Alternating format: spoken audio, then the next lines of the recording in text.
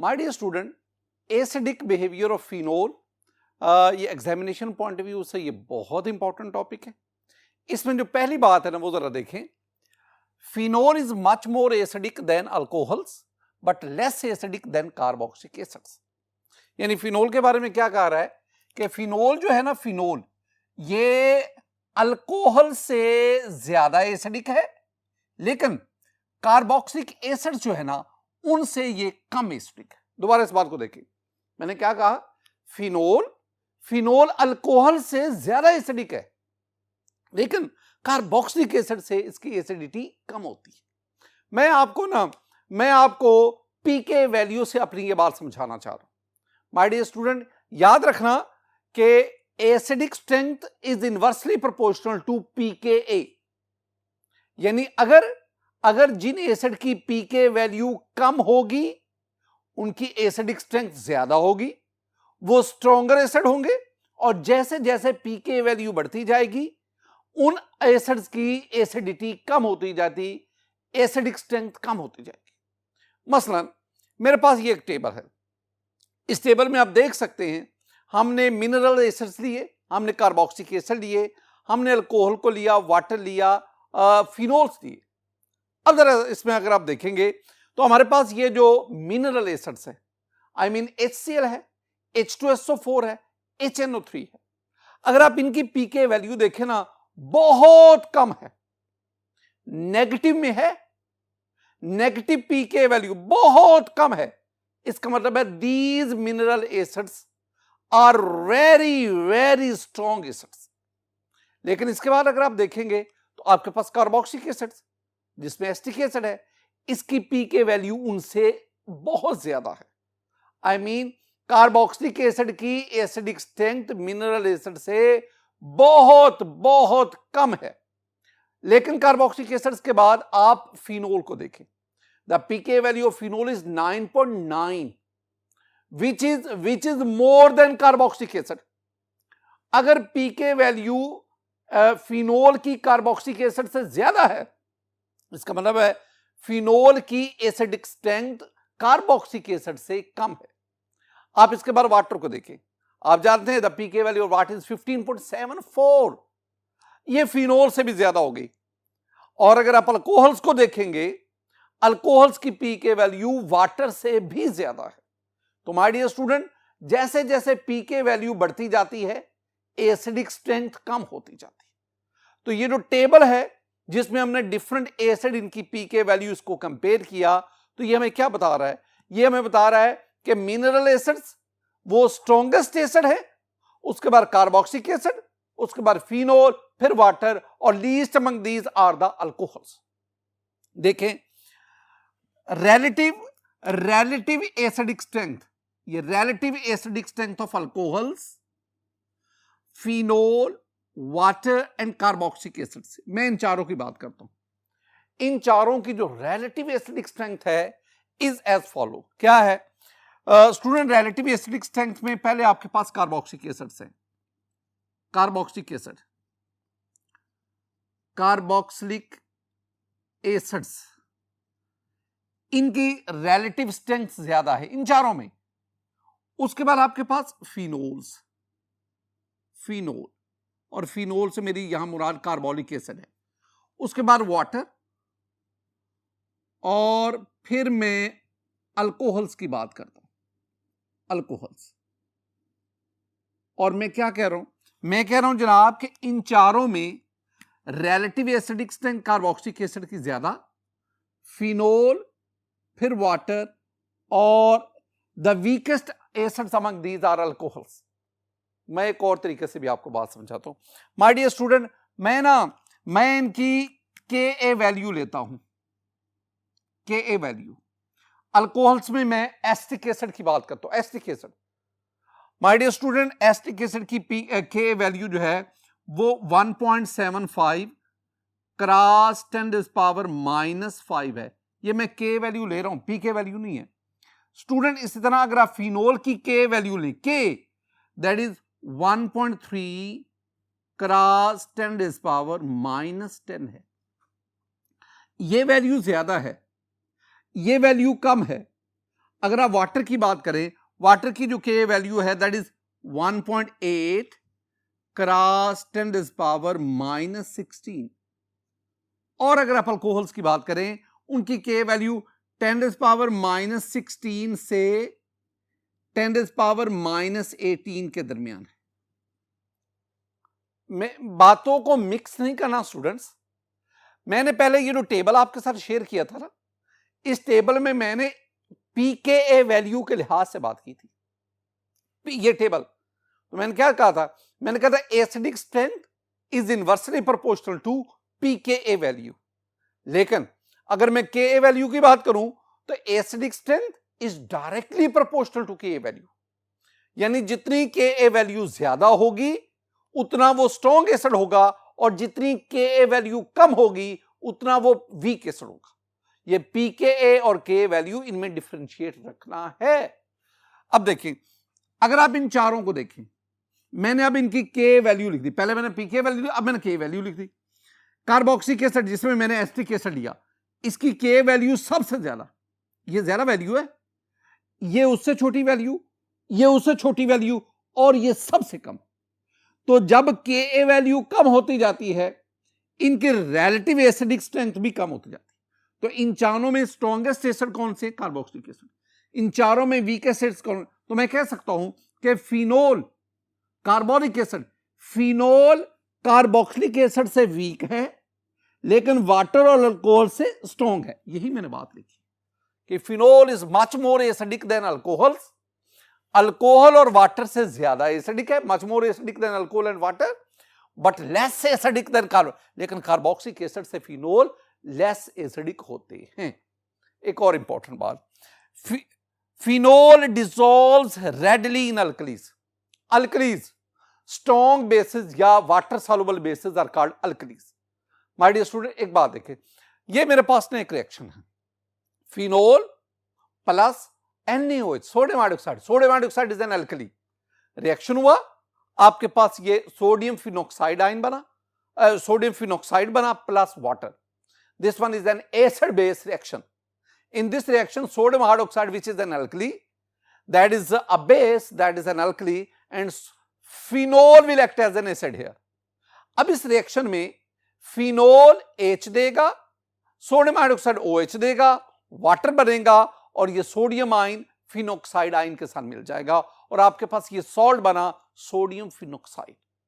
इसका मतलब क्या हुआ, ये रिएक्शन हमें एसिडिक नेचर ऑफ फिनोल इसको कंफर्म करता है।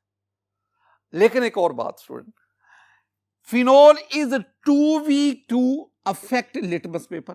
बड़ी अहम बात है, फिनोल एसिड है लेकिन इतना वीक एसिड है कि ये लिटमस पेपर को अफेक्ट नहीं करता। और दूसरी बात, इट इज और to evolve CO2 from carbon. ये दो बातें हैं, ये दो पॉइंट्स है स्टूडेंट जो मैं आपके साथ शेयर करना चाहता हूं। एक ना बुनियादी बात सिर में बिठाएं। माय डियर स्टूडेंट, ये आपके पास लिटमस पेपर है, litmus paper. Litmus paper acid जो है वो लिटमस पेपर को रेड कर देता है, और बेस जो है वो लिटमस पेपर को ब्लू। बेस बी से शुरू हुआ तो बेस लिटमस पेपर को ब्लू करता है, एसिड लिटमस पेपर को रेड करता है। ये आपने बुनियादी बात में बिठानी। लेकिन एक काम की बात है, और वो क्या, माय डियर स्टूडेंट, अगर किसी एसिड की एसिडिक सॉल्यूशन, अगर किसी एसिडिक सॉल्यूशन की pH 5 और लेस देन 5 होगा, फिर वो इसको लिटमस पेपर को रेड करेगा। और इस तरह अगर किसी बेसिक सॉल्यूशन की pH 8 से ज्यादा होगी, 8 से ज्यादा होगी, फिर वो बेसिक सॉल्यूशन इस लिटमस पेपर को ब्लू करेगा। अब फिनोल के बारे में याद रखो, the solution, the pH of phenol solution is around 5 और 6। अब ये जो फिनोल का सॉल्यूशन है, इसकी pH 5 और 6 के दरमियान है। अगर 5 से कम होती, फिर वो एक कंपैरेटिवली स्ट्रॉन्ग एसिड होना था, और उसने इस लिटमस पेपर को रेड कर देना था। लेकिन ये जो फिनोल है, ये एक स्ट्रॉन्ग एसिड नहीं है, ये वेरी वीक एसिड है, क्योंकि इसके सॉल्यूशन की pH 5 और 6 के दरमियान है। लिहाजा वीक एसिड होने की वजह से ये फिनोल का जो सॉल्यूशन है वो लिटमस पेपर पर अफेक्ट नहीं करता, यानी इसको रेड नहीं करता। और दूसरी एक और बात, हम एसिड की ये प्रॉपर्टी भी पढ़ते हैं कि जब एसिड कार्बोनेट या बाइकार्बोनेट के साथ रिएक्शन करते हैं तो वो CO2 carbon dioxide gas evolve करते हैं। लेकिन यहां मसला क्या है, यहां मसला ये है कि ये जो फिनोल ये कार्बोनेट बाइकार्बोनेट के साथ रिएक्शन CO2 इवॉल्व ही नहीं करता। तो CO2 इवॉल्व ना करना इस बात की निशानदेही है कि this one is a very weak acid. Acid है लेकिन ये उतना स्ट्रॉन्ग एसिड नहीं है कि कार्बोनेट और बाइक, इसके मुकाबले में आप कार्बोक्सिलिक एसिड की बात कर लो, कार्बोक्सिलिक एसिड जिसमें एसिटिक एसिड है, एसिटिक एसिड कार्बोनेट बाइकार्बोनेट के साथ रिएक्शन करता है, कार्बन डाइऑक्साइड गैस इवॉल्व करता है, लेकिन फिनोल CO2 इवॉल्व नहीं करता, because this one is an acid but this one is a poor acid, this one is a weak acid. My dear student, K value of phenol मैंने ऊपर भी आपके सामने लिखी, दोबारा फिर लिख देता हूं। दोबारा इसलिए लिख रहा हूं कि ये अक्सर एग्जाम में पूछे, 1.3 क्रॉस 10⁻⁻10 ये Ka वैल्यू है फिनोल की। ये जो मैंने लिखा है ना, ये आपसे MCQ पूछा जाता है, इसलिए ये पहली बात आ गई।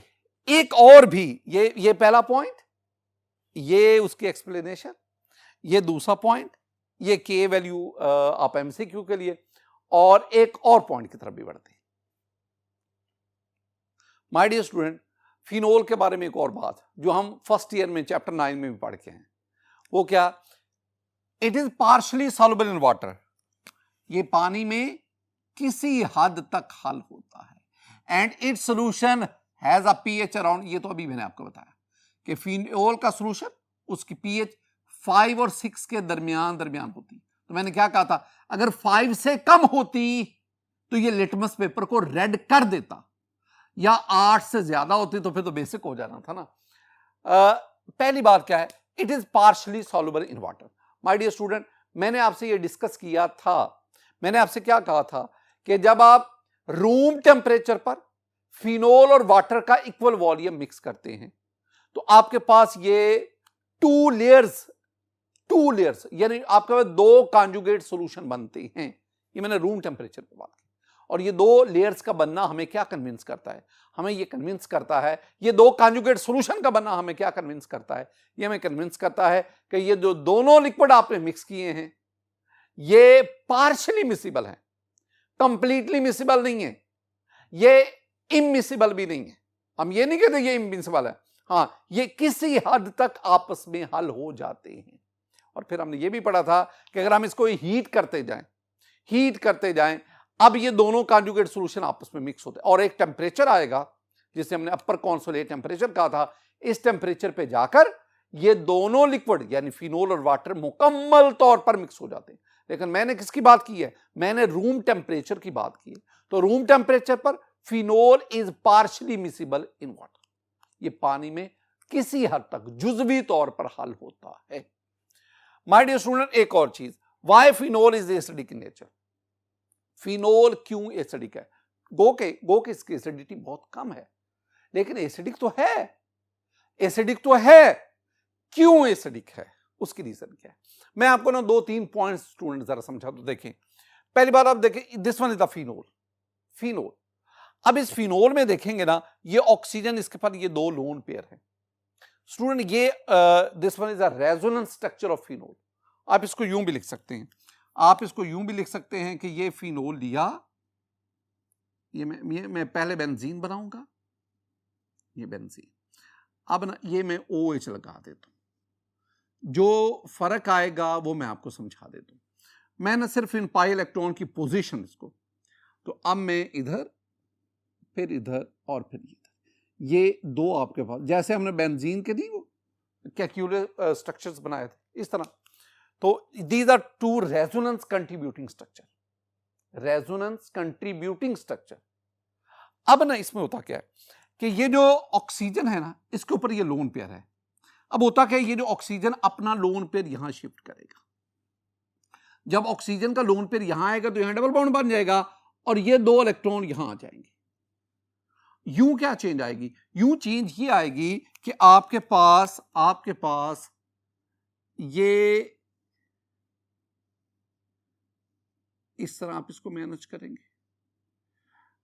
जहां जहां चेंज आई, अब ये डबल बॉन्ड हो गया, पहले ये सिंगल बॉन्ड था, अब ये डबल बॉन्ड, ऑक्सीजन।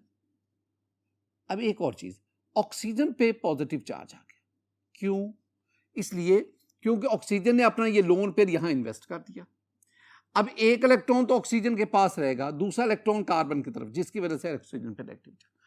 अब जो ही यहां डबल बॉन्ड बनेगा, अब कार्बन के दो बॉन्ड यहां पे हो गए, 2 ये 4 और ये 5 तो नहीं होंगे, इसलिए ये पाई इलेक्ट्रॉन यहां शिफ्ट हो जाएंगे, यूं यहां पे नेगेटिव चार्ज आएगा, नेगेटिव चार्ज। बाकी को मत छेड़े। अब ये ऑक्सीजन पे पॉजिटिव और इस कार्बन पे नेगेटिव। अब इसी तरह, बिल्कुल इसी तरह आपने काम क्या करना है? आपने काम ये करना है कि अब इस नेगेटिव चार्ज को, ये जो इलेक्ट्रॉन्स है ये यहां से यहां शिफ्ट हुए, ये दोनों इलेक्ट्रॉन यहां आ गए, इसका मतलब अब ये नेगेटिव चार्ज यहां की बजाय यहां शिफ्ट हो गया। आप इधर देख सकते हैं, मैंने क्या कहा कि ये आपके पास इस कार्बन पे ये नेगेटिव चार्ज, ये दोनों इलेक्ट्रॉन यहां आ गए और ये 2 इलेक्ट्रॉन यहां ये पैरा पोजीशन पे चले गए। ये आपके पास एक और रेजोनेंस स्ट्रक्चर बन गया। बिल्कुल इसी तरह अब आप काम क्या करेंगे? ये पैरा पोजीशन पे जो नेगेटिव चार्ज है, इस इलेक्ट्रॉन को यहां शिफ्ट करें और ये इलेक्ट्रॉन यहां आ जाएंगे, तो आपके पास ये एक और रेजोनेंस कंट्रीब्यूटिंग स्ट्रक्चर। बिल्कुल ये आपके पास ये जो 3 स्ट्रक्चर बने ना, अब इन 3 स्ट्रक्चर में आप देखेंगे ना, तो ऑक्सीजन पर पॉजिटिव चार्ज है और ये नेगेटिव चार्ज, ये पहले आर्थो पे, फिर पैरा पे, फिर आर्थो पे जा रहा है। एक बहुत बड़ी, ये स्टूडेंट इस तरह अगर आप गौर से देखेंगे ना, ये आपके पास 5 रेजोनेंस कंट्रीब्यूटिंग स्ट्रक्चर बन गए, और अगर आप इनका रेजोनेंस हाइब्रिड बनाना चाहते हैं तो वो ये बन गए। इसका मतलब है ये जो रेजोनेंस हाइब्रिड और फिनोल है ना, this one actually is a resonance hybrid of these 5 resonance contributing structure. In 5 resonance contributing structure में से ना, इन 3 में, ये नंबर 2, नंबर 3, नंबर 4, नंबर 5, इन 3 में ऑक्सीजन पर पॉजिटिव चार्ज है। अब जब ऑक्सीजन पर पॉजिटिव चार्ज आएगा तो ऑक्सीजन क्या करेगी? ऑक्सीजन और हाइड्रोजन के दरमियान ये जो इलेक्ट्रॉन्स है ना, ऑक्सीजन इनको अपनी तरफ पुल करेगी और यूं ये हाइड्रोजन प्रोटॉन बनकर रिलीज हो जाए। इसका मतलब क्या हुआ? मैंने क्या कहा? मैंने कहा कि ये जो 5 रेजोनेंस कंट्रीब्यूटिंग स्ट्रक्चर आएगा ना, उनमें 3 के अंदर ऑक्सीजन पर पॉजिटिव चार्ज आता है। जब ऑक्सीजन पर पॉजिटिव चार्ज आएगा तो ये ऑक्सीजन इन इलेक्ट्रॉन्स को अपनी तरफ विड्रॉ करेगा, यूं ये हाइड्रोजन प्रोटॉन बनकर निकल जाएगा और आपके पास क्या बनेगा स्टूडेंट? आपके पास ये हासिल होगा, ये phenol after the loss of proton, student आपके पास ये आयन बना। मैं इसको यूं ही लिख देता हूं, ये ऑक्सीजन अब इस पे नेगेटिव आ गया। इसका नाम बहुत important, this one is very important, this one is called phenoxide ion. Phenoxide ion ये क्या था? ये था फिनोल। फिनोल से क्या बना? Phenoxide ion. Very simple. और साथ आपके पास क्या बना? साथ आपके पास प्रोटॉन रिलीज हुआ। वो स्पीशी जो प्रोटॉन रिलीज करती है that is called an acid. तो ये एसिड हुआ। मैंने आपको एक तरतीब समझाई है, मैंने आपको फिनोल के 5 रेजोनेंस कंट्रीब्यूटिंग स्ट्रक्चर बताए और फिर मैंने कहा कि उन 5 में से 3 में ऑक्सीजन पर पॉजिटिव चार्ज है और ऑक्सीजन पर पॉजिटिव चार्ज की वजह से ऑक्सीजन इस इलेक्ट्रॉन पर अपनी तरफ विड्रॉ करता है और जिसकी वजह से ये हाइड्रोजन प्रोटॉन बनकर रिलीज हुआ और यूं आपके पास फिनॉक्साइड आयन बना। अब अगली बात बहुत इंपॉर्टेंट, और वो क्या? ये जो फिनॉक्साइड आयन बना है, इसकी नेचर, इसकी स्टेबिलिटी फिनोल की एसिडिक स्ट्रेंथ को एक्सप्लेन करती है। स्टूडेंट, जितना फिनॉक्साइड आयन ज्यादा स्टेबल होगा उतने इसके बनने के चांसेस ज्यादा है, और जितने इसके बनने के चांसेस ज्यादा होंगे इट मींस ये रिएक्शन फॉरवर्ड जाएगा। और फॉरवर्ड जाने का मतलब क्या है? जितना ये रिएक्शन फॉरवर्ड जाएगा उतना फिनोल प्रोटॉन डोनेट करेगा, और acidic strength that depends upon the extent to give the proton, extent to release the proton. तो जितना फिनॉक्साइड, अभी ये बात ध्यान में बिठाओ, जितना फिनॉक्साइड आयन स्टेबल होगा उतने इसके बनने के चांसेस ज्यादा, और जितने इसके बनने के चांसेस ज्यादा होंगे उतना ये रिएक्शन फॉरवर्ड जाएगा, और जितना ये रिएक्शन फॉरवर्ड जाएगा उतने प्रोटॉन ज्यादा रिलीज होंगे, और वो एसिड जो जितने ज्यादा प्रोटॉन रिलीज करता है उतनी उसकी एसिडिक स्ट्रेंथ ज्यादा होती है। सारी बात एसिडिक स्ट्रेंथ ऑफ फिनोल, इस सब का दारोमदार किस पर है? इस सब का दारोमदार नेचर ऑफ फिनोक्साइड आयन। अब हम ना फिनोक्साइड आयन इसकी नेचर को देखते हैं, इसकी स्टेबिलिटी को देखते हैं। माय डियर स्टूडेंट, ये जो फिनोक्साइड आयन है इसके बारे में जरा देखें। The negative charge on oxygen atom, ये फिनोक्साइड आयन है, ऑक्सीजन पर negative charge. The negative charge on phenoxide ion, the negative charge on oxygen atom can become involved with pi electron cloud on the benzene ring. Benzene ring है ना, इसमें ये pi electrons है, 2 4 6 pi electron. और मैंने कहा था pi electron extensively move करते हैं, एक इलेक्ट्रॉन पाई इलेक्ट्रॉन क्लाउड बन गया। अब ये ऑक्सीजन अपना पाई इलेक्ट्रॉन यहां इन्वॉल्व करके इसको इसमें डिलोकलाइज करवा देता। कैसे? देखो, ये ऑक्सीजन के ये इलेक्ट्रॉन यहां आ गए, इसका मतलब है यहां पे डबल बॉन्ड बन गया, यहां पे डबल बॉन्ड बना, double bond. My dear student, यहां पे ये डबल बॉन्ड, ये इलेक्ट्रॉन यहां आ गए, डबल बॉन्ड। अब जब डबल बॉन्ड बना ना तो ये इलेक्ट्रॉन यहां चले गए, यहां पे नेगेटिव चार्ज आ गया, बाकी को ये इधर रहने दो, ये इधर रहने दो। ये एक आपके पास रेजोनेंस स्ट्रक्चर बन गया। मैं आपको ना इसको ये एक आसान तरीके से समझाता हूं, फिर मैं डिटेल से भी आपको बताता हूं। बिल्कुल इसी तरह स्टूडेंट, अब ये जो इलेक्ट्रॉन्स हैं जो इस कार्बन पर हैं, ये इलेक्ट्रॉन यहां से यहां शिफ्ट हुए, यानी बाकी को मत छेड़ो, ये डबल बॉन्ड हो ऊपर रखो, डबल बॉन्ड हो। अब क्या हुआ, ये पाई इलेक्ट्रॉन यहां आ गए, अब ये यहां चले गए, यहां नेगेटिव चार्ज आ गया, इसको यहीं पे रखो। ये एक और रेजोनेंस स्ट्रक्चर बन गया, किसका? फिनोक्साइड आयन का। अब ये दोनों इलेक्ट्रॉन यहां चले गए, जब यहां जाएंगे इनको यहां ले आओ, बाकी को मत छेड़ो। बाकी से क्या मुराद है कि ये डबल बॉन्ड ओ मत छेड़ो, इस तरह यहां पे डबल बॉन्ड है, ये डबल बॉन्ड है, यानी पाई इलेक्ट्रॉन आ गया। अब यहां पे ये आ गया, और ये पाई इलेक्ट्रॉन यहां नेगेटिव चार्ज, पहले यहां पे था आर्थो पोजीशन पे, फिर पैरा पे नेगेटिव चार्ज, अब दोबारा आर्थो पे चला। अब ये यहां आ गया, यानी अब ये यहां डबल बॉन्ड आ गया, ये तो है, और ऊपर आपके पास ये डबल बॉन्ड ओ भी है। ये आपके पास एक और, ये भी रेजोनेंस कंट्रीब्यूटिंग स्ट्रक्चर था, ये जो रेजोनेंस कंट्रीब्यूटिंग स्ट्रक्चर, इसको हम डबल हेड एरो से शो करते हैं। ये आपके पास 1 2 3 4 5, these are 5 different resonance contributing structure of phenoxide. मैं जरा डिटेल में आपने एग्जाम में अपने पेपर में इस तरह बनाना है, मैं जरा डिटेल से आपको समझाने की खातिर। देखें स्टूडेंट, ये मेरे पास फिनोक्साइड आयन है, मैंने ये कार्बन बॉन्ड ऑक्सीजन पे नेगेटिव चार्ज, और इस तरह ये जो कार्बन है, ये आपको पता है कि रिंग में 6 कार्बन है, हर कार्बन के साथ एक हाइड्रोजन है, और बीच में ये मैंने पाई इलेक्ट्रॉन भी शो कर दिए, मैं बॉन्ड की सूरत में पाई इलेक्ट्रॉन शो कर। स्टूडेंट अब देखें, ये जो ऑक्सीजन है इस पे ये जो नेगेटिव चार्ज है ये यहां शिफ्ट हो गया। अब जो ही यहां शिफ्ट होगा ना, अब आप इस कार्बन को देखो, जिस कार्बन के साथ ऑक्सीजन लगा हुआ ना, आप इस कार्बन को देखें, इस कार्बन के आप बॉन्ड गिने कितने हो गए, इस कार्बन के बॉन्ड हो गए 1 2 3 4 5। अब कार्बन पेंटावेलेंट तो है ही नहीं, तो कार्बन तो टेट्रावेलेंट है।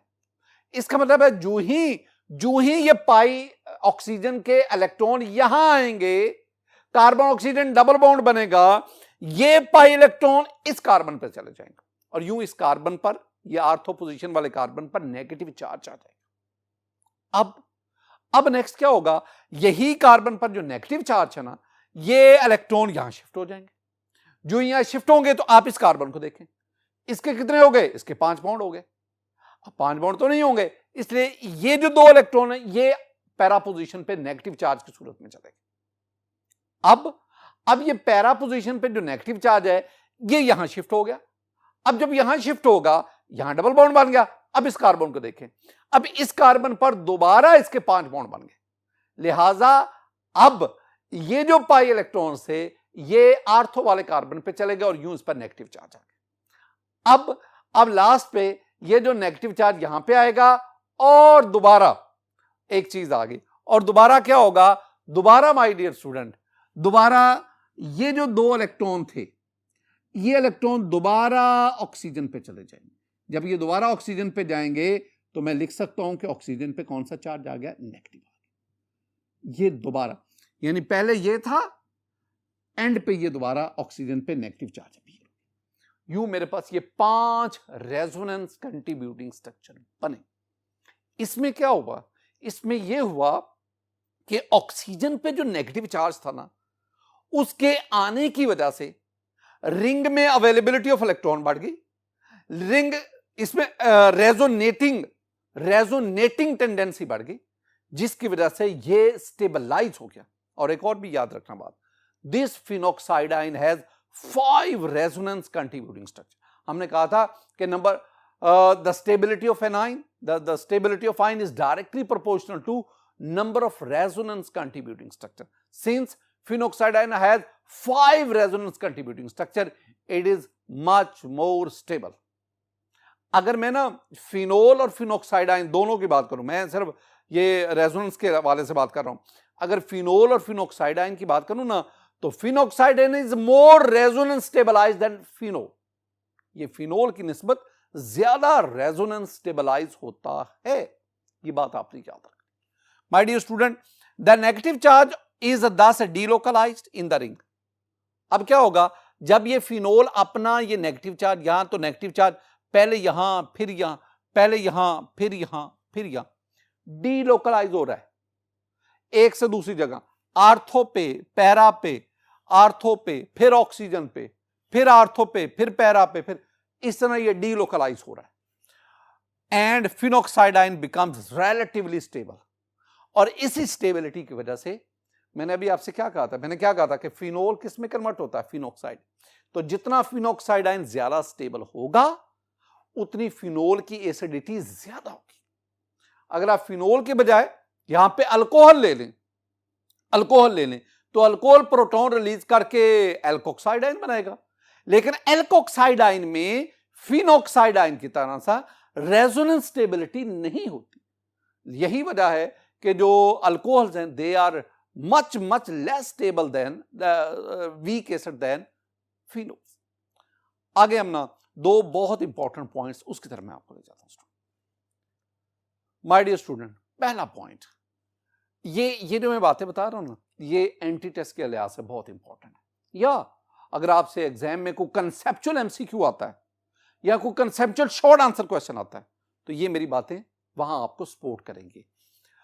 Effect of substituent on the acidity of phenol. ये फिनोल है, अगर फिनोल पर किसी भी जगह कोई सब्स्टिट्यूएंट आए, आर्थो, मेटा, पैरा, किसी position, G mean any substituent जो फिनोल पर आ गया, अब उस सब्स्टिट्यूएंट के आने से फिनोल की एसिडिटी बढ़ी या कम होगी। दो तरह से बात को ध्यान में रखना है। पहला, ये सब्स्टिट्यूएंट है क्या ये इलेक्ट्रॉन डोनेटिंग सब्स्टिट्यूएंट है, क्या ये इलेक्ट्रॉन विड्रॉइंग है, कौन सा है, क्या ये सब्स्टिट्यूएंट रिंग से इलेक्ट्रॉन विड्रॉ करता है या रिंग को इलेक्ट्रॉन रिलीज करता देता है, कौन सा है। पहली बात, अगर ये सब्स्टिट्यूएंट इलेक्ट्रॉन विड्रॉइंग ग्रुप हो, यानी अगर ये सब्स्टिट्यूएंट इससे इलेक्ट्रॉन विड्रॉ करे, जैसे हेलो है, जैसे नाइट्रो है, जैसे सल्फोनिक एसिड ग्रुप है, ये कौन से हैं जो रिंग से इलेक्ट्रॉन विड्रॉ करते, खींचते, तो फिर क्या होगा स्टूडेंट, अगर ये सब्स्टिट्यूएंट इलेक्ट्रॉन विड्रॉइंग ग्रुप होगा, इट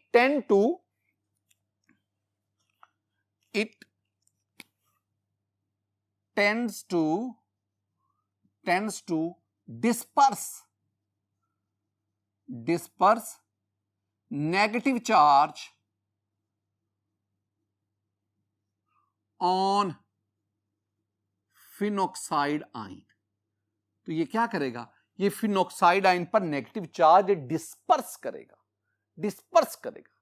जब ये डिस्पर्स करेगा तो फिर क्या होगा, फिर क्या होगा, it stabilise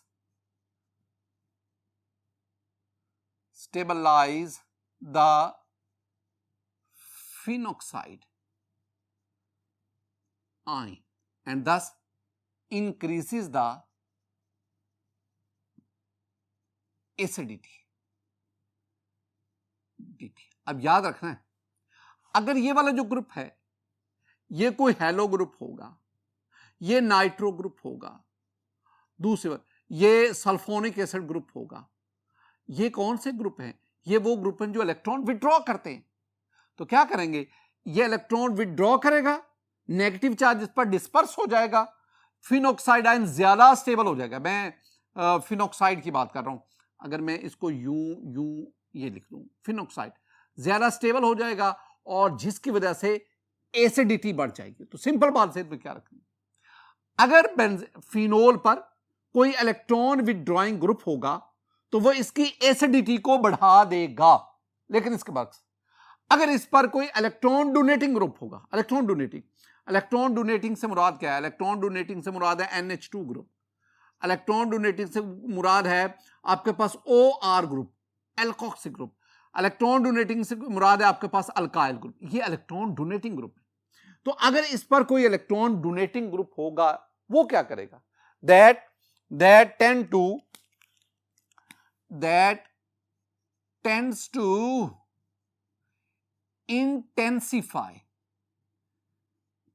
intensify the negative charge and thus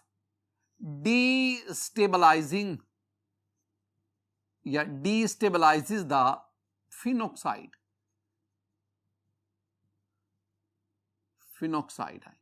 और इसी तरह that decreases the acidity। ये बातें आपने ज़हन में बिठानी, मैंने बिल्कुल इसके ना ये उल्ट ही लिख दिया। मैं आपको ना एक ट्रेंड बताता हूं माय डियर स्टूडेंट, ये मेरे पास ना पहले आपके पास आर्थोक्लोरोफिनोल है, इसकी एसिडिटी सबसे ज्यादा, पैराक्लोरोफिनोल है, उसके बाद ये आपके पास फिनोल है और फिर आपके पास ये मिथॉक्सीफिनोल है। इसका मतलब क्या हुआ, इसका मतलब है कि अगर ये जो ये क्लोरो ग्रुप है ये इलेक्ट्रॉन विड्रॉइंग है, अगर ये मौजूद होगा तो एसिडिटी ज्यादा फिनोल से, और अगर मिथॉक्सी ग्रुप होगा दैट इज इलेक्ट्रॉन डोनेटिंग तो उसकी एसिडिटी क्या होगी, कम। एक और भी चीज है और वो क्या, ये जो आर्थो पोजीशन है ना, आर्थो, अगर कोई ग्रुप आर्थो पोजीशन पे होगा तो वो मोर एसिडिक इसको कर देगा, और अगर कोई पैरा पे होगा तो वो फिर लेस एसिडिक, और मेटा पे तो उससे भी कम होगा। तो एक पोजीशन को भी ज़हन में रखनी है और एक नेचर ऑफ सब्स्टिट्यूएंट उसको भी ज़हन में रखना है। एक और चीज, why phenol is more acidic than ethanol. बहुत इंपॉर्टेंट बात कि ये जो फिनोल है, फिनोल ये एथेनॉल से ज्यादा एसिडिक है, बहुत ज्यादा एसिडिक है। मैं आपको दोबारा बताता चलूं कि जो फिनोल है ना, इसकी pKa वैल्यू 9.9 है और ये जो एथेनॉल है इसकी pKa वैल्यू ये 16 के करीब है। इसका मतलब है फिनोल की pKa वैल्यू इससे ज्यादा है, ये बहुत ज्यादा है। इसका मतलब है एथेनॉल की जो pKa वैल्यू है वो फिनोल से ज्यादा है, बहुत ज्यादा है, बहुत ज्यादा है। इसका मतलब है एथेनॉल अगर pKa वैल्यू ज्यादा है तो वो वीक है। Ethanol is much weaker acid than phenol, बहुत वीक है। वजह दो चीजें, एक ये देखें, ये आपके पास फिनोल है, अभी मैंने बात की है, जब फिनोल जो है ये प्रोटॉन रिलीज करेगा आपके पास ये फिनॉक्साइड आयन बनेगा। This one is the phenoxide ion, this one is phenoxide ion. और मैंने कहा कि आप इसकी स्टेबिलिटी वो बताती कि इसलिए अगर आप अल्कोहल लें, एथेनॉल C2H5OH, जब ये प्रोटॉन रिलीज करेगा तो आपके पास एथ ऑक्साइड आयन बनेगा, O negative plus H positive, इधर भी ना प्लस आप H पॉजिटिव ले लें। ये आपके पास क्या बना, दिस वन इज एथ ऑक्साइड आयन। अब ये जो दो बने ना चीजें, ये जो फिनॉक्साइड आयन है, एथॉक्साइड आयन है, आप इन दोनों की स्टेबिलिटी को कंपेयर कर लो। स्टेबिलिटी, इसकी स्टेबिलिटी को कंपेयर कर लो। जो दोनों में ज्यादा स्टेबल होगा वो उसके बनने के चांसेस ज्यादा है, और जो ज्यादा बनेगा इट मीन उतने वो ज्यादा प्रोटॉन भी रिलीज होगे ना, तो जो जितने ज्यादा प्रोटॉन डोनेट करेगा उतनी उसके एसिडिक स्ट्रेंथ ज्यादा। स्टूडेंट, मैंने आपसे क्या कहा था? मैंने कहा था this phenol it has 5 resonance contributing structure, phenoxide ion has 5 resonance contributing, but on the other hand this ethoxide ion it has no resonance contributing structure. इसमें वैसे रेजोनेंस होती ही नहीं जैसे फिनॉक्साइड आयन में होती, जिसकी वजह से ethoxide ion is much much weaker acid than the phenoxide. एक और बड़ी इंपॉर्टेंट बात है, माड़े जरा गौर से देखना, ये आपके पास फिनोल है, फिनोल में ये कार्बन जिसके साथ OH ग्रुप अटैच है, this carbon is sp2 hybridized. लेकिन अगर आप इथाइल अल्कोहल की बात करें, ये कार्बन जिसके साथ OH ग्रुप अटैच है, this carbon is sp3 hybridized. Phenol में OH जिस कार्बन के साथ बॉन्डेड है वो sp2 है, और इथाइल अल्कोहल में जिस कार्बन के साथ OH है दैट इज sp3 हाइब्रिडाइज्ड। आप जानते हैं कि वो कार्बन जो sp2 हाइब्रिडाइज्ड होती है उसकी इलेक्ट्रोनेगेटिविटी ज्यादा है, और sp3 हाइब्रिडाइज्ड कार्बन इसकी इलेक्ट्रोनेगेटिविटी कम है। अगर इलेक्ट्रोनेगेटिविटी ज्यादा है sp2 हाइब्रिडाइज्ड की, तो ज्यादा इलेक्ट्रोनेगेटिविटी की वजह से ये इलेक्ट्रॉन अपनी तरफ विड्रॉ करता है, जिसकी वजह से फिनोल में proton releasing tendency ethyl alcohol में प्रोटॉन रिलीजिंग टेंडेंसी से ज्यादा है। That is why phenol is much more acidic than ethanol. ये दो बातें, एक stability of phenoxide and ethoxide, इनको कंपेयर कर लो, उसके अपना रेजोनेंस कंट्रीब्यूटिंग स्ट्रक्चर की बात कर लो, और दूसरा कि फिनोल और एथेनॉल दोनों में वो कार्बन जिसके साथ OH है, आप उस कार्बन के हाइब्रिडाइजेशन और फिर इलेक्ट्रोनेगेटिविटी की बात करें। ये दो पॉइंट्स हैं जिनकी बेस पर आप इस क्वेश्चन को आंसर कर सकते। माय डियर स्टूडेंट, आज के इस लेक्चर में मैंने आपको एसिडिक बिहेवियर ऑफ फिनोल ये डिस्कस करवाया। मेरी दुआ है कि अल्लाह ताला आप पर अपना फजल फरमाए, अल्लाह ताला आप पर अपना करम फरमाए। अस्सलामु अलैकुम व रहमतुल्लाह।